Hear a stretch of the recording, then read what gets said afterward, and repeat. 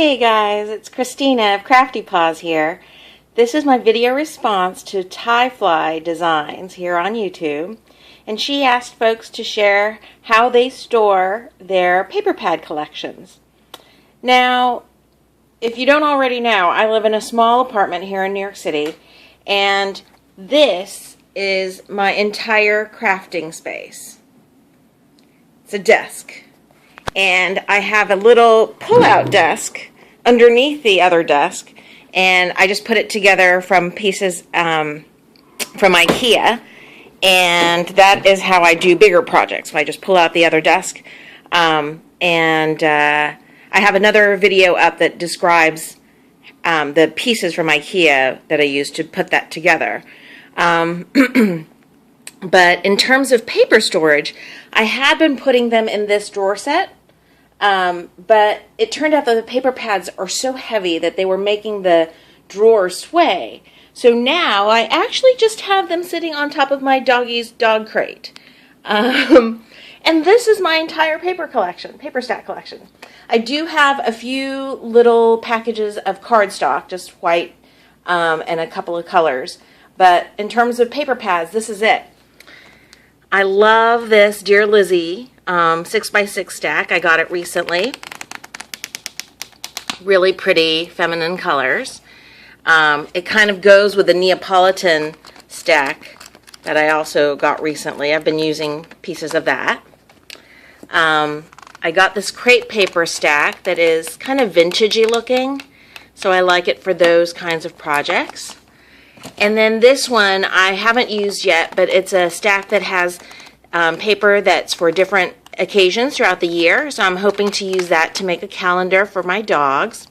Not for my dogs, but obviously for me, but with my dogs as the main theme, Bandito.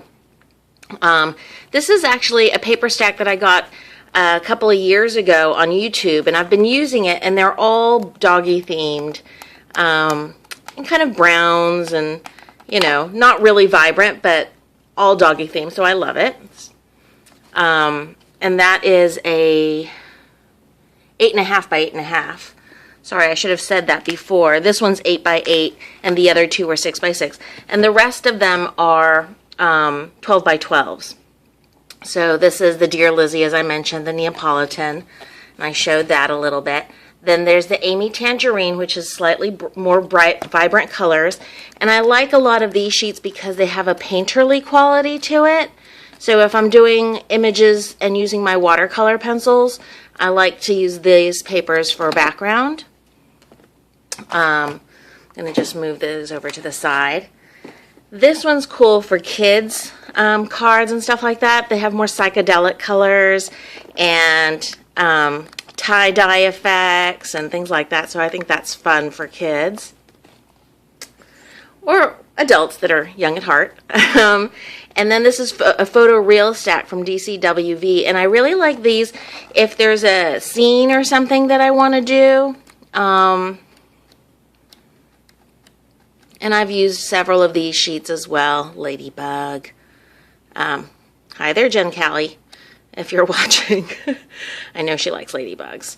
And I love these two, those last two sheets of the cherry blossoms. And I've used this sheet for a card that I made. Who was it for? It was Daniela, who is Cindy for Kiddo's daughter. She likes dolphins and mermaids, so I use that beach paper. Then these are loose sheets, and I've had these probably for 10 years, and they came basically, I think, from 2 paper stacks, but I've long since lost the, oh, and one piece of random cardstock in here. So see, I'm just not as organized as other folks, but I don't have a lot, so that helps. And then the last is just kind of a sheet that has background, different smaller patterns, just, you know, hexagons, checks, chevrons, plaids, and I got that one at Michael's. It was on clearance, and that's about it. That's my entire paper stash. Oh, except this, and this is a plastic container where I keep my scraps. And I can use scraps for, you know, this and that, little pieces that I just don't want to waste. And I just keep them all here on top of my doggy crate, which is next to my crafting station, just because the crate is super sturdy, and I don't have a lot, so it works for me. Thanks for watching, and sorry for the shaking.